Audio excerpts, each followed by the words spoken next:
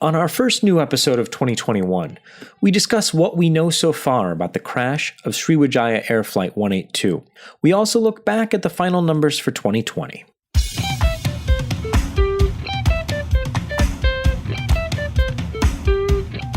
Hello and welcome to episode 102 of AvTalk. I am Ian Petchnick, here as always with Jason Rabinowitz, and hello, Ian. Welcome to episode 102, version 2.0. Version 2.0. It's 100% better than version 1.0. Now, much less click track. Yes, we had a bit of an issue with our first attempt at our first recording of the year 2021. My export had some issues, which we will promptly sack whoever is in charge of that, being me, I guess, and give another shot at the first episode of 2021. There you go. But the bright side for us, we get to talk about the Norwegian news. So spoiler alert, we'll get to it. We'll get to that a little bit later in the show. That will come in the bad news section of this episode. Yes, which is really most of the episode, but there's that. How was your month away from the podcast? Fine. I haven't left my apartment in about 2 weeks, more than 2 weeks, I think. Played a lot of video games, sat on the couch a bunch, didn't get sick, so that's good. That's good. That's those are all good things. Did Santa visit the family for you? He stopped by. We were tracking him. That was a lot of fun this year. So thanks to everyone who followed along with Santa on the site or in the app. I know we had some people write in and say that they enjoyed that, and it was a lot of fun. And I had my kids doing it. So we enjoyed that, and Santa was good to everybody. And we have built so many Legos. So many Legos. So, and I haven't stepped on any yet. So I'm counting that as a win. Soon. It'll happen soon. Jason, I sent you the picture of this, and perhaps we can put it in the show notes because why not? It's impressive. I built a Yak 40 out of Legos. As one does. So so all things good, and everyone's doing well here, and I'm glad to hear that you are doing well. And so we're starting the new year off with our health and hopefully keeping it and building on that as the year goes by. Unfortunately, for the aviation industry, we start 2021 much the same way that we started 2020, and that is with a crash. Different circumstances where we're 1 year and a week really out from the downing of Ukraine International Airlines Flight 752 in Tehran that was shot down by missiles there. We don't have any real updates on the investigation there. We've talked about that before, and as those come out, we'll bring that back up in the podcast. But this year, we begin the year with the crash of Sriwijaya Air Flight 182, which crashed shortly after takeoff from Jakarta. We don't know a lot, but here's what we do know. 4 minutes after takeoff from Jakarta, the aircraft crashed after reaching a maximum altitude of 10,900 feet. And from 10,900 feet, it descended down into the water in roughly 26 seconds. So whatever happened very quickly.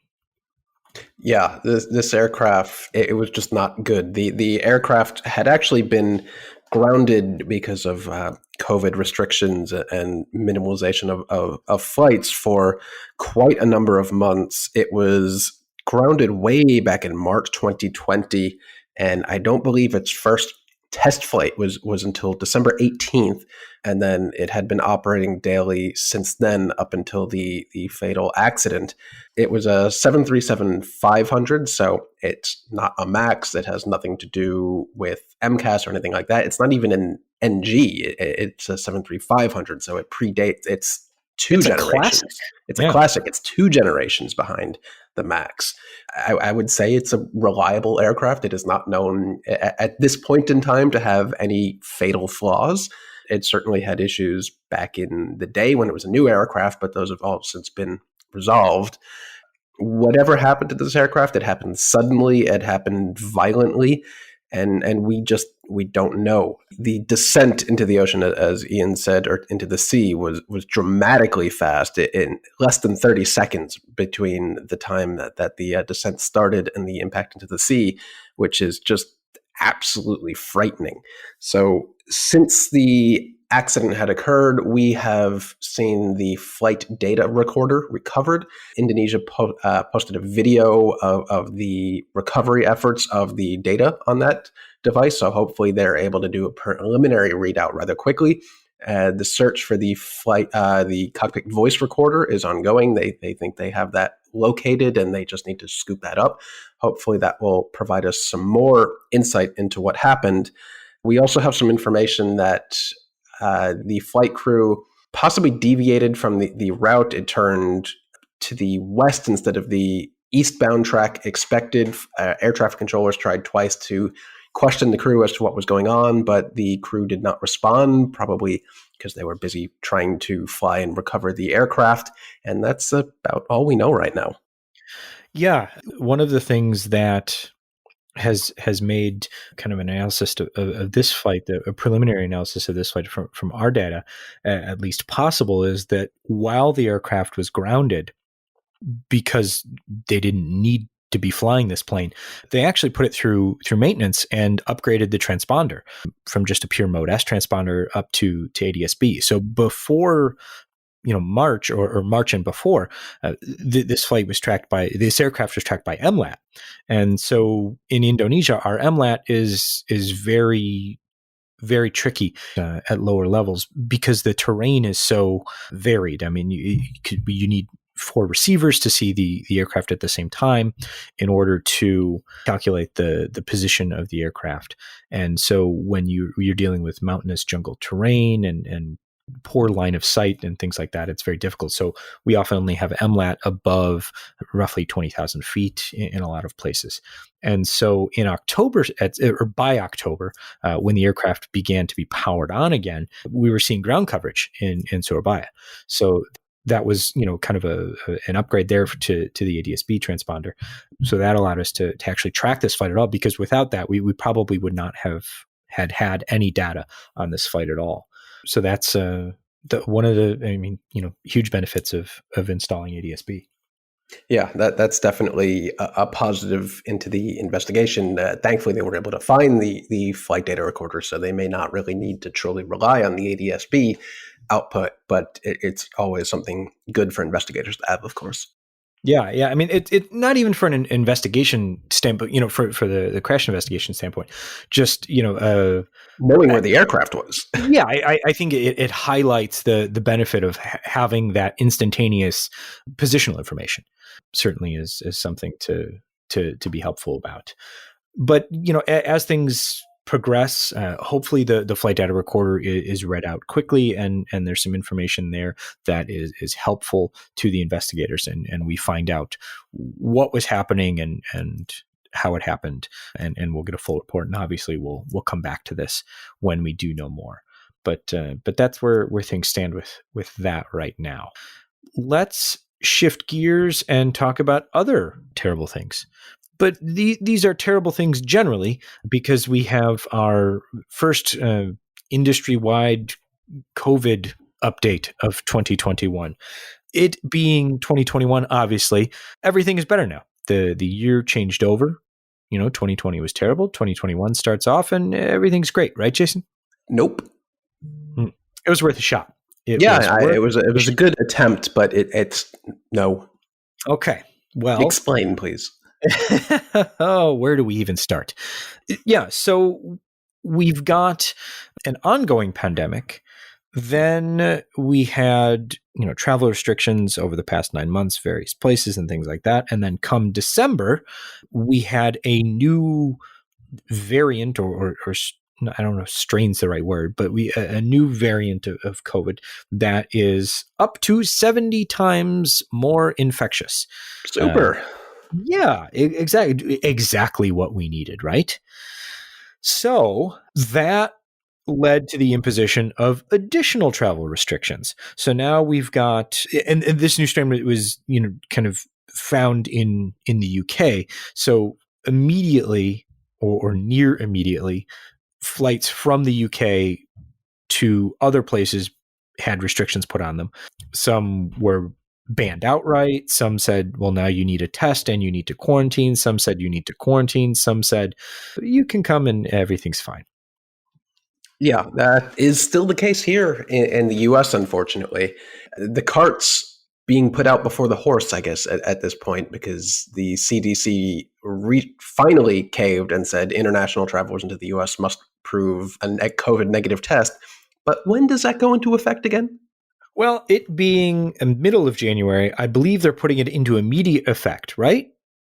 No. Oh, right. They're going to wait 2 weeks. Yeah. Okay. Super. 2 weeks from now, I think, even. So it's not great. Our response here has been quite pathetic. At least in New York, Governor Cuomo had forced the airline's hand into requiring passengers flying into New York, which I guess would really just be JFK, to have a negative COVID test, but that doesn't really look at passengers flying into Newark with United or the other airlines flying to Newark. So that's only a half measure, but at least that was an attempt. But yeah, I'm going to give this rant again since we lost the initial recording. But I think that when all is said and done, and COVID is no longer a pandemic, but is almost certainly likely to be an endemic, we as an industry, the aviation industry, needs to take a hard and close look back at itself and think about the role it played in spreading COVID from place to place and eventually around the world. You can put all of the protective measures in place you want, such as like sanitizing the aircraft, and talk up the HEPA filters that already are on board the aircraft that you didn't actually do. You're just now talking about it. But there's going to have to be a real discussion and focus look back on what role did aviation play in spreading of COVID. And I know John Ostrower has been particularly keen on pointing this out, that the UK variant did not walk from the UK to Texas and New York and the other places it's been spotted. It was brought here by someone on an airplane who probably didn't know they had COVID. But since there was no testing requirement, no legitimate quarantine restriction, it was free to spread around the world. So hopefully we will learn lessons from COVID and we can prevent whatever comes next, but I am not hopeful that's the case. Yeah, I mean, and given some of the things that have happened this week with the kind of show and tell for health measures that airlines have brought out, I think doesn't lend itself to hope that a proper reflection upon the industry's role in a pandemic. And that's not to say it's just this pandemic. I mean, there will be another one. And so preparing for how to handle that, I think is, something that will definitely need to be addressed as well. So let's talk about where we are now as far as traffic is concerned and some of the things that are still affecting not only the industry, but drill down a little bit more. One of the things that's still happening that has changed a little bit are the FAA facility closures. Those have been going on for months since the beginning of the pandemic, but now some of the closures have started to take place during the day. So you're seeing a larger effect on the kind of traffic in the area. And so, for instance, since the first of the year, Jacksonville Center is closed twice. And that's really done a number on flights to and from Florida, which has remained very busy throughout all of this. And Fort Worth Center closed once in the middle of the day, and that affected both Americans Hub at DFW and the Southwest Not a Hub in Dallas as well. So yeah, as we were recording yesterday, the Jacksonville Center was actually closed for COVID cleaning. And this is far from the first time, and it's probably far from the last time. And of course, this is naturally going to become more of a problem as COVID cases have spiked. It is just that much more probable that a controller in one of these centers, either in an airport tower or in a TRACON facility, is going to test positive. And that facility will have to close down for some number of hours to be cleaned. Thankfully, they seem to have worked this down to a science to minimize the absolute time that those facilities have to be closed. It's not like in the very early days where there was a confirmed positive case in Chicago Midway, and that airport was closed for upwards of a day, I think. Well, yeah. The airport was closed because the case was in the tower. It didn't close the whole airport because of a case in the airport.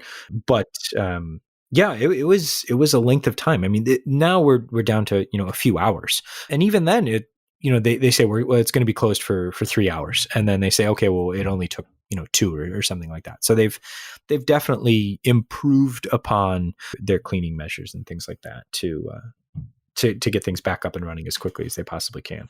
Yeah, that's part, I guess, and because the cleaning procedures have just been solidified over the months and almost year at this point that they know exactly what to do, and our understanding of COVID has advanced to the point that we know that surface transmission really isn't a thing or the primary concern. So I guess they go in there, they spray down the areas that the person who tested positive would have touched or would have been around, and then reopened. You don't need to fully fog the entire center. It's just that's not how it works. Right. It's an evolution of the understanding of how this particular virus is spread. Imagine that. Weird. I know. So for the full year, 2020, commercial traffic was down 42%. The number of flights, that is. Waiting on full year passenger numbers, I think is really going to be the shocking figure, because as we've seen, there were a number of flights that are operated purely based on cargo alone, for passenger aircraft flying cargo alone. But yeah, total commercial traffic down 42%. The lowest day of the year was the 12th of April, where we were down just above 25,000 daily flights. Now back up and bumping around the 70,000 flights per day mark. For kind of a historical perspective, we're usually seeing well over 100,000 daily commercial flights. So certainly still down at the end of December, 36.5%. So not down as far as I expected, to be perfectly honest. But that's where we are. Yeah, and it's certainly down in some regions more than others. I know here in New York, capacity is down to like maybe 20% of what it once was, since so much of the traffic here is international. But meanwhile, in China, I assume traffic is back up to where it started, or even above, isn't it? Yeah, by the end of the year, domestic traffic in China was above, finished the year in positive territory. They recovered rather quickly and increased their flying in 2020 above 2019. I think they ended up 104% or so, 4% above 2019 levels. So yeah, I mean, and their international traffic is recovering more quickly, obviously, than elsewhere, but still pretty far down. But yeah, domestic traffic in China is back up. So now we come to the news that broke after we initially recorded, but now that we get our second chance, we actually get to talk about it. Jason, what happened?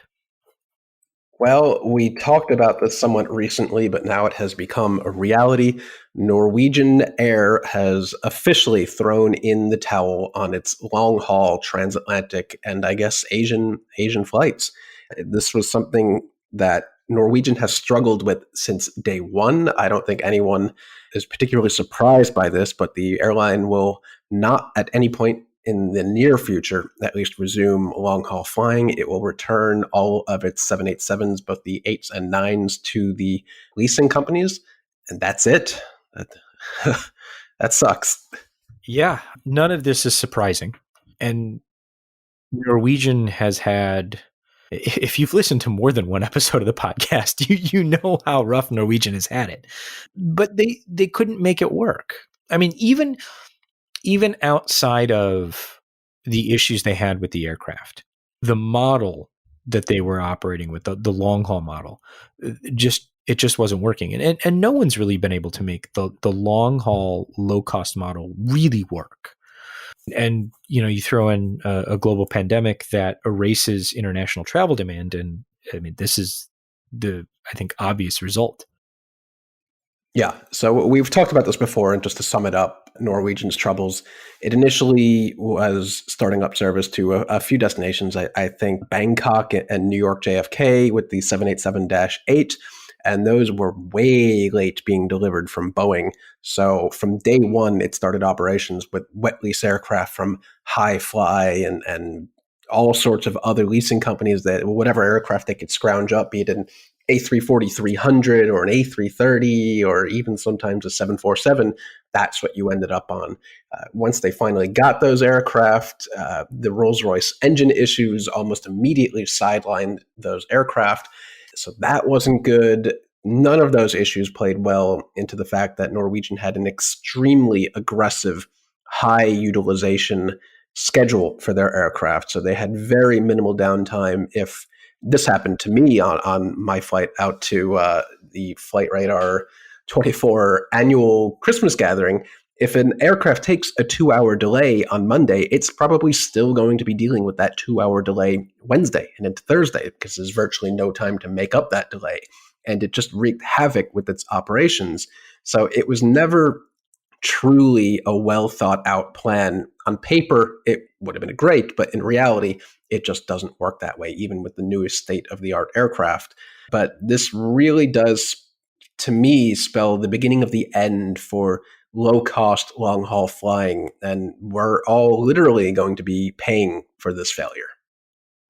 Yeah, I think. Well, I see what you did there. I think there's two things here. One, you're right in the short term. Two, I hope you're wrong in the medium to long term. And let me explain what I'm thinking about here.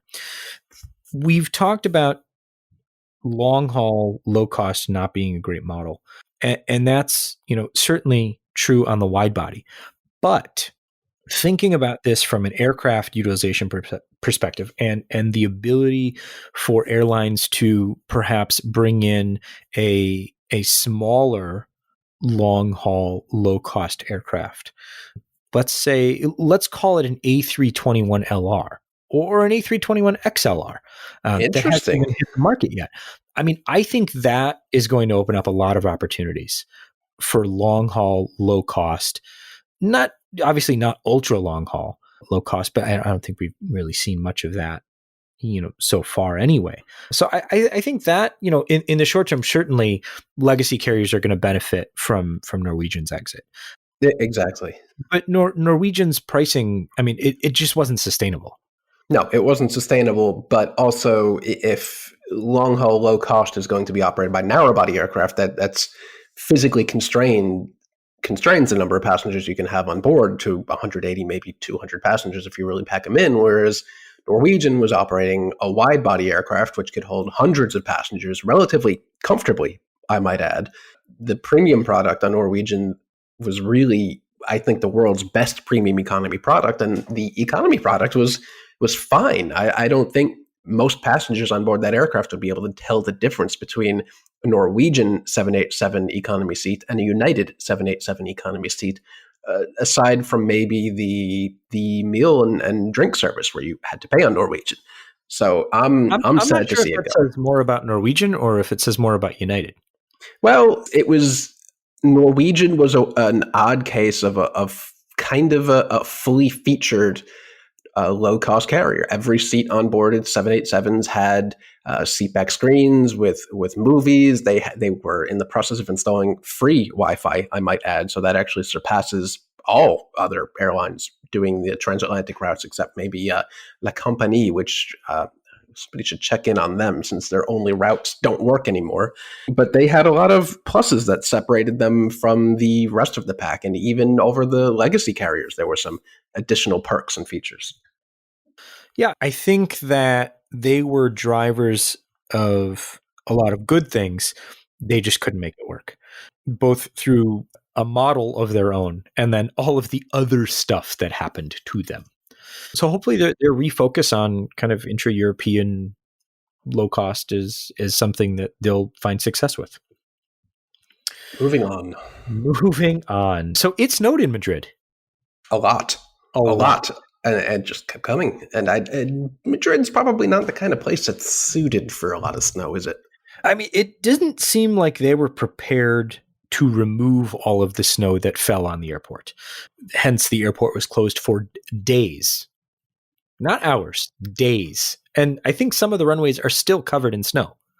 Yeah, snow can sneak up on you, get the best of you. Even here in New York, I think we have covered a number of times where it just keeps snowing and airports can't keep up with it because windy conditions blow the snow right back on the runway and other things happened. And but Was that Madrid is not 2 years the kind of ago? place you expect it, is it?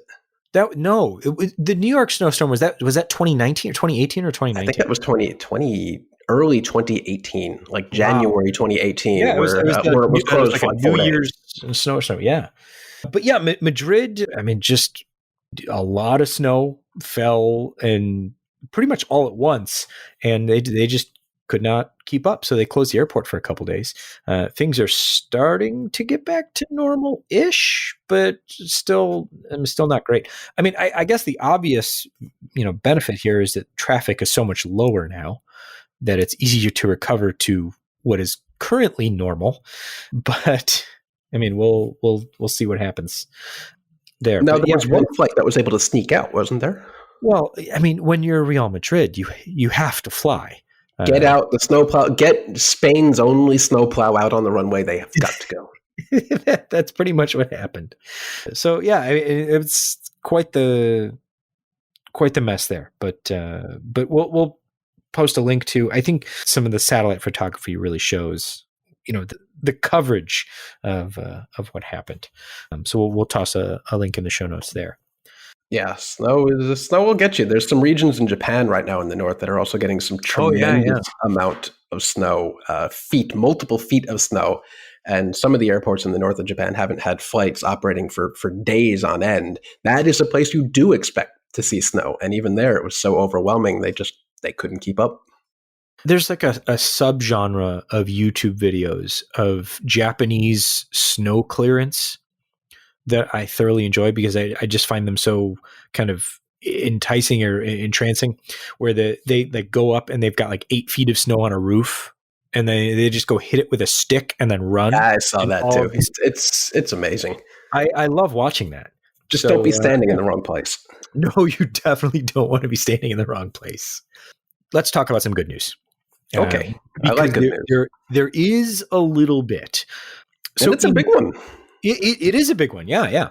In June of 2017, Qatar's neighbors, including Bahrain, the UAE, Saudi Arabia, and not a neighbor, but in the neighborhood, Egypt, blockaded Qatar and cut off flights to and from Qatar, but also stopped the access for Qatari registered aircraft. So Qatar Airways basically stopped their access to their airspace.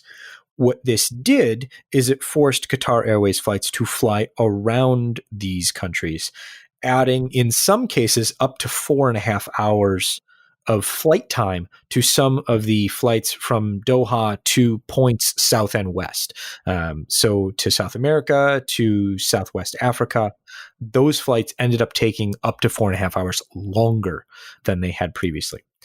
That blockade has ended, and flights are now returning. Qatar Airways flights are now returning to their previous more efficient routings, and flights between Saudi Arabia and Qatar have resumed. I think UAE and Qatar is coming soon. So things are just kind of resolved themselves there. Yeah, that just kind of happened out of left field, seemingly, and overnight. And it actually took about a day or two after the news hit for Qatar to actually adjust its flight routings. But one of the flights in particularly I was tracking was Lagos to Doha, which that particular flight took a ridiculous route of going from Nigeria all the way north into Europe, flying over a Greek airspace, I believe, and then back down into Doha. That flight initially on the detour route took 8 hours, 22 minutes. The first flight of the direct routing, which is pretty much a straight line from point to point, was 6 hours and 10 minutes. It was scheduled to arrive at 6:15 a.m., actually ended up landing at 3:42 a.m., since Qatar has not had a chance to actually adjust its schedule. So they've got flights coming in hours and hours and hours ahead of their scheduled time, which I guess is nice, or maybe not. I don't know how that works on an airport logistics scheme if you have flights coming in 3-4 hours before they're supposed to. I think in normal times that would probably be a much bigger issue than it is now, but not great. I mean, who likes landing at 3:45 in the morning? Yeah, that's a bit brutal. Like, where do you go? What do you do? Sorry, but your 4-hour layover just became half a day. Yeah, good luck. So that's all the good news we have. No. I have more bad news. Bad news just breaking right now. The UK to ban all arrivals from South American countries, including Portugal, over Brazil coronavirus strain starting this Friday. So, yay. Oh, okay. Yeah. Well, on that note, let's take a quick break, and we'll come back and we'll do our first 737 MAX update of the year. And we'll also get into orders and deliveries from the past year and see where we stand with who's retiring things and who's introducing new aircraft. More retirees coming and a few new aircraft. So we have that to look forward to at least. So we'll be back right after a quick break.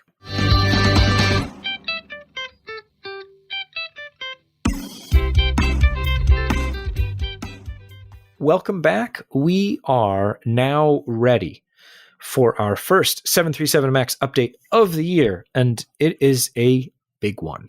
Yeah, it's a doozy. And not relating to the aircraft itself, actually. No, not even related to the aircraft itself. Let's get the aircraft stuff out of the way first. We've got American Airlines, or GOL was the first, American, Copa, and I'm missing a fourth here. In the air right now, you should see Aeromexico. Aeromexico, that is the fourth one. Yes. Yep. So those are the four airlines that have the MAX back in service. I believe United is set to begin service next month, early next month, and then we should see Air Canada shortly as well, and then and WestJet. So really, all Western Hemisphere flying so far, given that the aircraft isn't approved for service anywhere else. So that is the quick aircraft update, but that's not really what we're here to talk about. First things first, the press release from the United States Department of Justice says Boeing charged with 737 MAX fraud conspiracy and agrees to pay over $2.5 billion. Yeah, I saw that headline and gasped at the number of $2.5 billion. That is a hell of a payout. Then you start to read the details, and I started to get mad. Yeah, Jason, in our previous discussions about this, you had mentioned that it seems unjust, or that justice may not have been served. Yes, that is exactly the case in this deferred prosecution agreement. We'll get into the details of what that means, but the title of deferred prosecution agreement should probably be a big giveaway. Exactly. So the Boeing and the Department of Justice, I almost said FAA, but that's not the case. Boeing and the Department of Justice entered into a deferred prosecution agreement on a conspiracy charge to defraud the FAA in connection with the 737 MAXs and the development and certification of MCAS. So this relates to what they're calling a criminal conspiracy of the 737 MAX chief technical pilot and the emails that they sent removing MCAS from the list of things that needed to be approved by the FAA. That was their alleged criminal conduct. Boeing entered into this deferred prosecution agreement, which basically means that Boeing will pay some money, and if they keep their nose clean for a couple years, the case will be dismissed. And $2.5 billion sounds like a lot of money, but Boeing will pay a total criminal monetary amount of over $2.5 billion. Oh, okay. Composed of a criminal monetary penalty of $243.6 million, compensation payments to Boeing 737 MAX airline customers of $1.77 billion, and the establishment of a $500 million crash victim beneficiaries fund to compensate heirs, relatives, and other people associated or related to the 346 passengers who died in the two MAX crashes. So when you break those numbers down, the feelings towards this agreement change, at least in my mind. Yeah, Boeing has I would say paid to make this go away, and $243.6 million, you can buy a really entry-level Boeing airplane with that amount of money. Yeah, I think it is two 737 Maxes that you could buy up with that amount. So I'm disappointed that the Department of Justice would put out such a deceptive headline like that. I'd expect that more from Boeing directly rather than the DOJ framing it like that. It's quite disappointing. At least there is the 500 million that will go into the family compensation fund, which is great. But this is essentially Boeing taking out its checkbook and paying its way out of any criminal charges, and it's not exactly a huge sum of money. So those responsible for the absolutely toxic corporate culture at Boeing are off the hook here at this point. And I don't like to say it, but I don't believe that the corporate culture at Boeing has actually changed. I think it is still toxic and not holding anyone responsible and really setting precedent that this will not be tolerated. It's not an outcome that I wanted to see. Yeah, I think one of the important thing to note here is that it's not this charge isn't related to the overall development. It's not related to how everything happened. It's related specifically to the actions of basically a mid-level technical pilot. Or senior technical pilot, but mid-level as far as the Boeing organization goes. This doesn't hold anyone at the top accountable. No, and those at the top of Boeing now were there when the MAX was being developed. The current CEO of Boeing Aircraft was on the board of directors. So they pulled a director from the board into the CEO position. He was there. He was okaying the decisions made at the highest level. And I don't see how you can change the corporate culture at a company like Boeing without someone new at the top of the food chain. It just, to me, it doesn't work that way. And Boeing has put out some bullet points about how they claim they have reformed and how the corporate culture there has changed. But they really don't talk about it in depth. They won't provide anyone to any media outlets, including this very podcast, to discuss what changes they're making to corporate culture. So how can we be sure they're actually making it? And I believe even just yesterday, Tim Clark, the CEO of Emirates, or the outgoing CEO, made the very same comments that I'm making right now, which actually I didn't see until after we recorded yesterday, and I made this very similar rant. He also believes that the corporate culture there probably has not changed enough, and there has not been enough evidence of change there. And I am in full agreement with that statement. Yeah, I think it would be nice to see some demonstrable results from Boeing on that, and some real concrete. This is exactly what we're doing, and this is how we're going to change. I think the interesting thing, just this week, the creation of the chief safety officer, how that wasn't already a thing. I was just going to say that. How does a company like Boeing not have a chief safety officer? Even if it wasn't a thing before, how did it take them this long to do it? Yeah, this is exactly the kind of thing that just sticks out as further evidence that the culture there really probably hasn't changed substantially. And maybe they're getting going now since they've put someone in that position. That's good, but I remain unconvinced. Well, yeah. Well, as of now, I agree with you, and I hope that you are wrong in short order, at least, or are proven to have not enough faith, because things certainly need to change. So the other large piece of 737 MAX news comes from a story that our friend John Ostrauer published early in the year. It's a long read, we will link to it, and I highly suggest that everyone takes the time to read it over at the Air Current.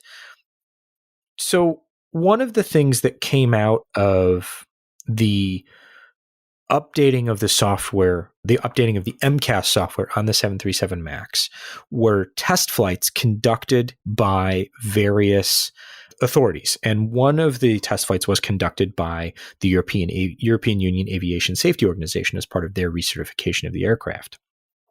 And after they conducted their test flights, the head of the organization made some interesting comments about the handling of the aircraft, in that it didn't seem to have the characteristics that would create the necessity for MCAS in their test flights. And so that happened a few months ago. And then John's article came out earlier this week and goes in depth on the question, does the 737 MAX actually need MCAS? And while there's, I guess, spoiler alert, there's no definitive answer, it's one of those things where all signs point to probably not. Yeah, this was, you had first brought this up to me, and when you were reading the EASA bulletin, quite shocking. EASA said they flew the MAX in their test flights to its envelope, to the way beyond anything you would see in typical passenger service, and flat out said we did not see the conditions that Boeing said were in place that would facilitate the need for MCAS, which is very, very odd, because in Boeing's communications that we just discussed before that led to the addition of MCAS and its increasing control over the aircraft in cases where it was activated, Boeing outright said that the handling characteristics of the aircraft were unacceptably poor in certain conditions, which led to the development of MCAS. So we're in this odd place where we're led to draw a conclusion that maybe Boeing was too conservative in its flight testing and certification of the MAX, which is really strange when you consider where we are now, that maybe MCAS didn't need to be a thing at all. And the point, I'll let you sum this up, about the 7.5 and the 7.6 is particularly interesting, if you want to talk about that real quick. Yeah, so the 757 and the 767 share a common type rating. There are differences there, but they share a common type rating, and they have, pilots who can fly the 757 can fly the 767. And Boeing approached, during the development of the aircraft, Boeing approached the FAA for basically approval of that setup for the pilots. And the FAA looked at the evidence and said, yes, that's fine. There are some differences that need to be compensated for and things like that. And so if you read through John's article, which I really recommend everyone does, to just, it's the kicker at the end is from the FAA administrator, Stephen Dixon, and, asking him, why didn't Boeing come to the FAA for a similar thing for the 737NG to 737 MAX? And he goes, I have no idea. We'll never know. And that's really particularly interesting to me, since the 7.5 and the 7.6 are two very different aircraft. They have many similarities, but the 7.5 is regarded as, a hot rod and overpowered engine, while the 7.6 is a wide body whale that some people would consider it. I'm sure they handle very differently, while the NG and the MAX were specifically designed to not have any substantial difference like that. But Boeing chose not to pursue certification like that. It's mind-boggling to me, isn't it? Yeah, John's article raises, I think, a lot more questions. There has to be an answer. Somebody knows why. But yeah, exactly. And who knows who that person is, and who knows why that decision was made? We don't know yet, but maybe one day, when all of this, when the very thick book on all of this gets written, we'll hopefully have an answer there. Let's talk about the orders and deliveries of 2020. Not a great year for anybody. I don't think anyone was expecting it to be. But some bright spots and some numbers that make you go, Hmm. Jason, why don't you walk us through the top line numbers? Okay, I will start off with Boeing, who in 2020 managed to deliver a total of 157 commercial aircraft. Breaking that down, that is 43 737s, just 5 747s, 37 sixes, 26 777s, and 53 787s. For once again, a total of 153. So, not a good year for Boeing, a rather anemic year, but not something anyone wasn't expecting. Honestly, it's impressive that Boeing managed to eke out 43 737 deliveries, considering deliveries of the MAX was halted for a majority of the year. 31 of those deliveries came in just the fourth quarter alone. So that's something to smile at, I guess. I think they've done a fairly good job of getting the Max up and out the door. It's going to take years for them to deliver the backlog, so they might as well, get things up and running. Yeah, and a good number of these aircraft were actually not passenger aircraft. They are freighters. I'm sure a majority, if not all, of those 37 sixes are likely freighters. All 74s were, all five of those were freighters. A bulk of the 777, 26 deliveries of those were probably also freighters. Yeah, a lot of freight capacity moving out the door this year.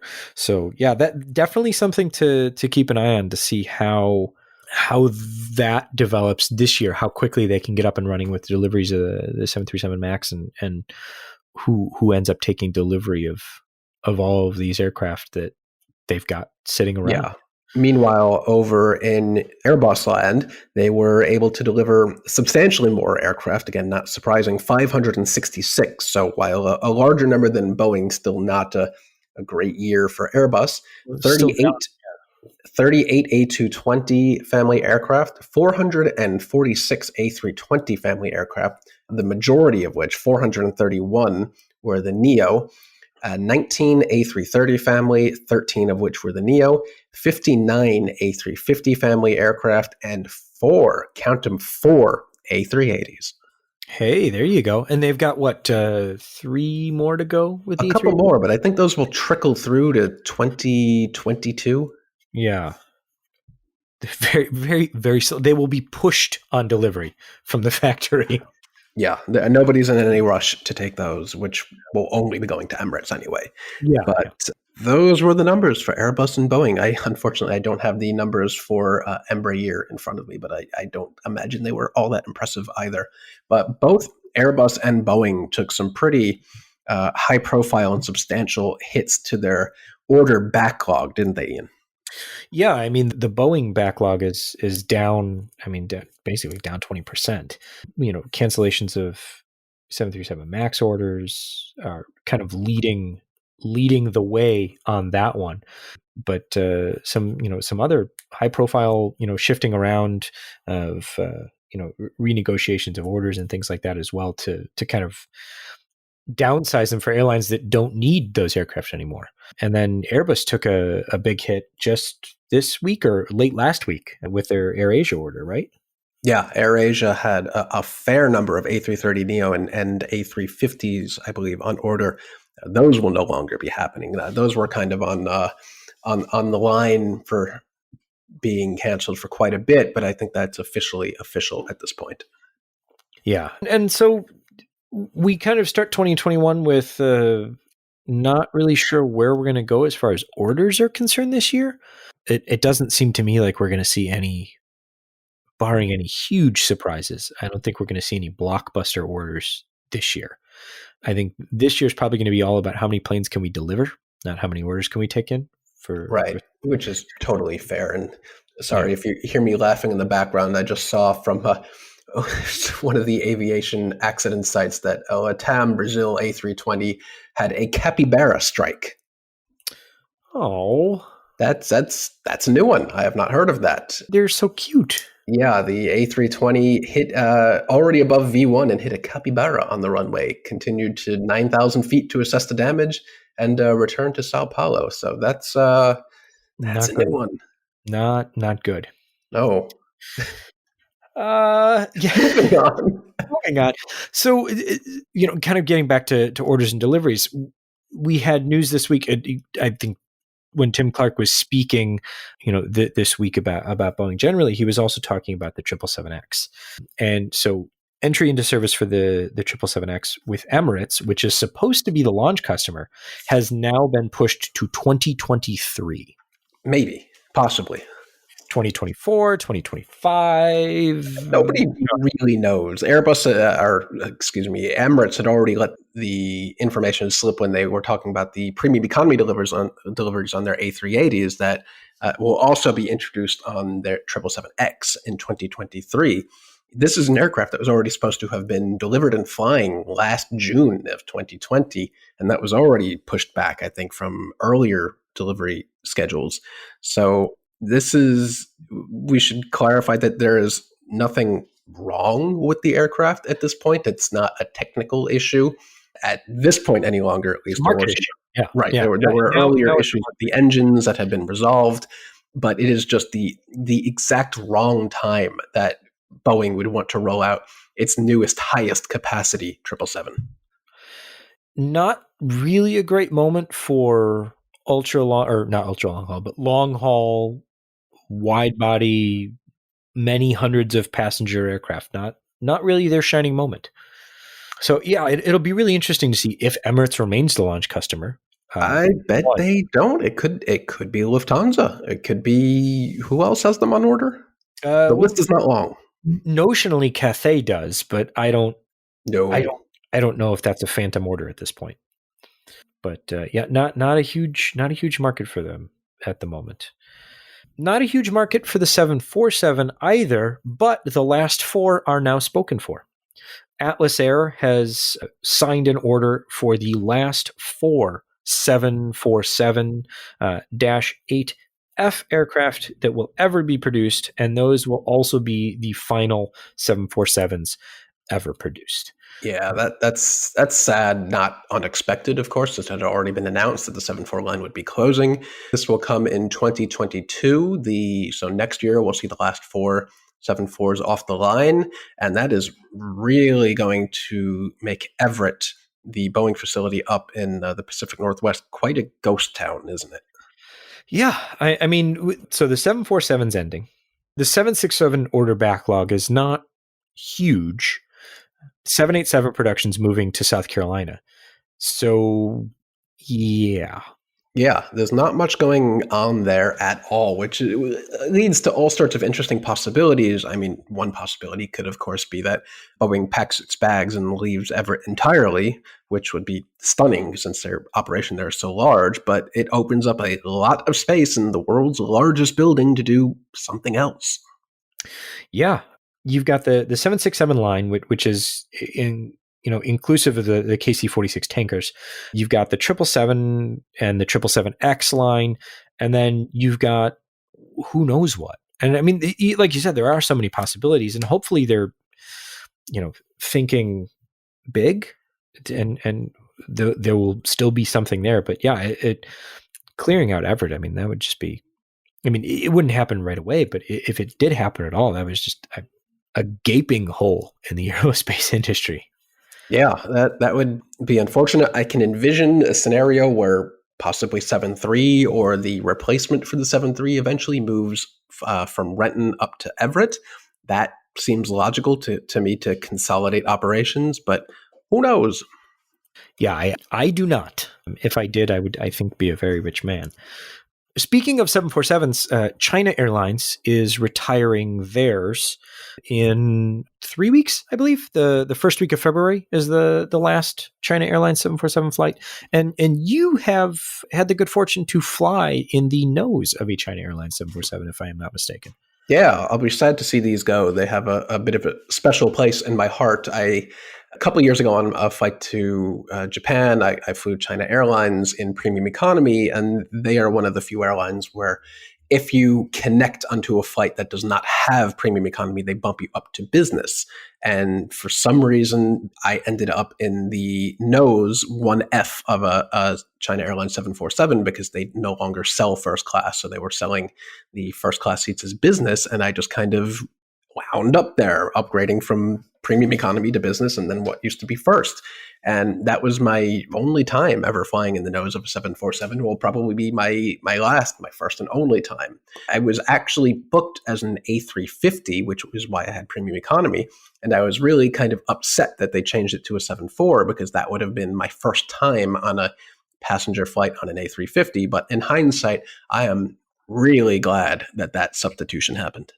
Yeah, that's one of those things where, at the time you're like, this is an older product. I don't know how I feel about it. And there's not much thought to it. But now you're like, yeah, okay. I got to do that was great. Wouldn't trade it for the world. Very, very good. And they're doing some special flights to mark the occasion. And they have a dedicated website with some very interesting, what seems to be auto-translated language. So we'll toss a link to that in the show notes, and you can go have a look at that. To close out the show, Air Baltic has retired their 737 fleet. Yeah, the 735 was the 737-500 again was the backbone of that fleet, along with their Dash 8s, and I believe both of those are gone now. Yep, and they are an A220 airline. So moving, I guess, up in the world, at least from an operations perspective. And then Azores Airlines accomplished the longest A321LR flight thus far, besting Air Transat's Montreal to Athens flight with a nonstop flight between Lisbon and Bogota. So quite the flight there. On the outbound, it was, let's see, we have 9 hours and 51 minutes from Lisbon to Bogota, and then 9 hours and 20 minutes on the return back to Lisbon. So quite the flight there. Yeah, that opens up a whole new realm of possibility, this aircraft, for long-haul, narrow-body flying. Like we mentioned earlier, the future of long-haul, low-cost might be this very aircraft. And to think there is still a longer-range aircraft of this aircraft in the XLR version coming soon. And what makes this even more impressive than what Air Transat did is, unfortunately, Air Transat could not make the westbound return against the jet stream, but this flight from Lisbon to Bogota, they were able to do the westbound flight without stopping. Yeah, no jet stream. That'll do it. Exactly. So there are some definite, very interesting possibilities for this aircraft. We don't know what load it was. Maybe there were 5 people on board. Maybe there were 200 people on board. Either way, it is very impressive. And at this time, something Boeing can't come close to matching with the MAX. Yeah, maybe something to build in Everett that they can. There you go. Compete They'll with. have room. That is what we have for the beginning of 2021 and episode 102. Version 2.0. Version 2.0, even better than 1.0, I think. Yeah, totally.